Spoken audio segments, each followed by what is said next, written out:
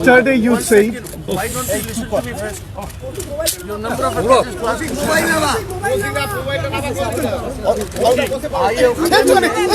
Please, silent. I have come here along with my wife, Grace Dhankar, to pay our floral tributes to one of the greatest sons of India on his death anniversary. Dr. B.R. Ambedkar, Bharat Ratna, architect of Indian Constitution. We are proud of him that he has given us a constitution that has contributed to the growth of Indian democracy all throughout.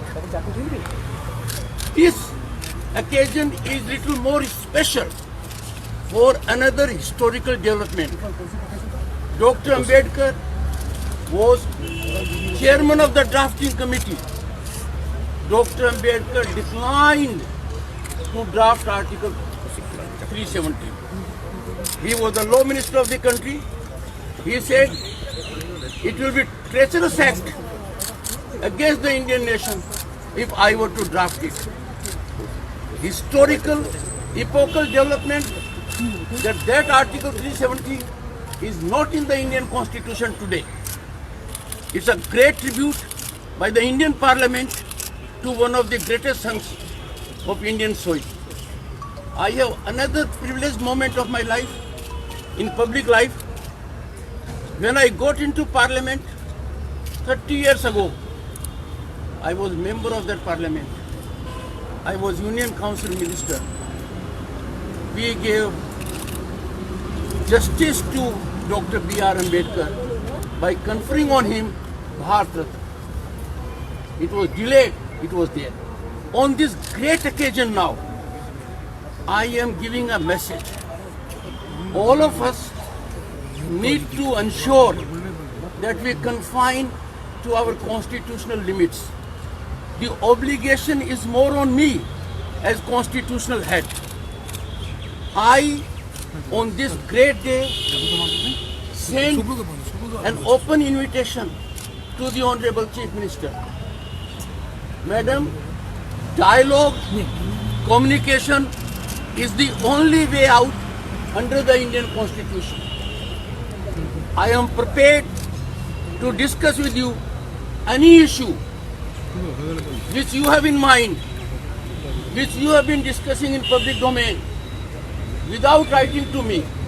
With an open mind, I am ready to discuss with it at Raj Bhavan, at Nabana, at her residence, or any place chosen by her and a time chosen by her. I am not doing it in public domain for the first time. I have written to the Honorable Chief Minister in this regard earlier.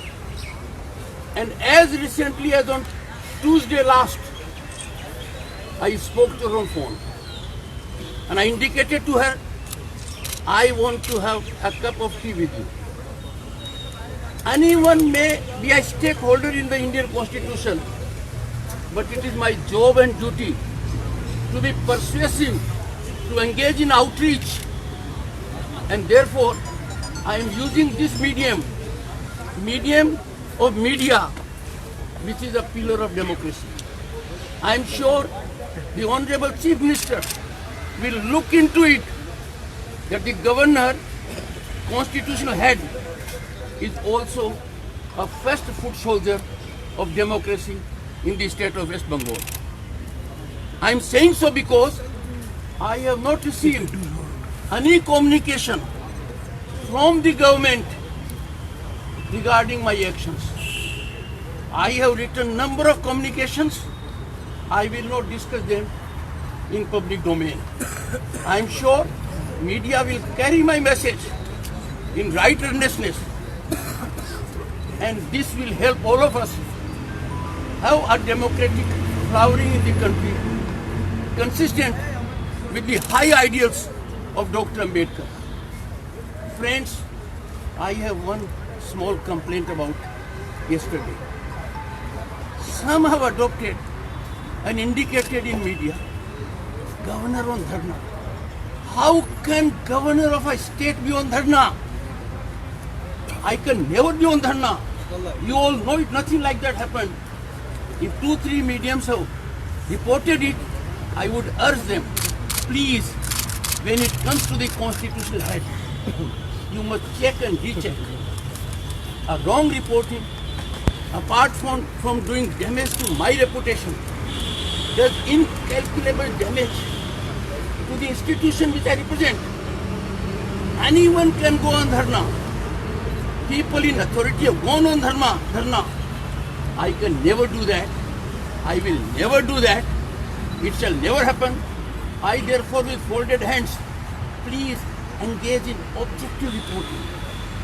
What happened yesterday pained me and pained many well-wishers and people who guide me. I have to tell them it is wrong reporting. I hate to say so about media. I don't want to say it. I love you, all of you. Pure respect. On this occasion, in the assembly, I will not say anything more. I will say one thing. It was a gracious act of the Honorable Speaker when I indicated to him that I will be coming. And since it's a special day, even for Dr. B.R. Ambedkar is not with us because of Article 370, I would like to pay floral tributes here. I got his response very promptly in writing. Sir, I will be busy with Business Advisory Committee.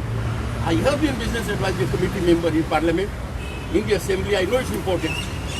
And you shall be looked at. It was a delightful moment. Number 2, my earlier visit to the Assembly was after due notice to the Honorable Speaker. And as reported not correctly, the Honorable Speaker had never occasion to tell me you don't come. He only said he would not be available. So I came here after due notice. Some have reported it was a sermon, it was not. It was not contrary to the opinion of the Speaker. And surely the Speaker will not give a direction to the Governor. I happen to head the legislature, obviously the part. He never did that. So I am beholden to the Speaker for his gracious gesture. On this occasion here, you all will respect my sentiment. I will not take any question here.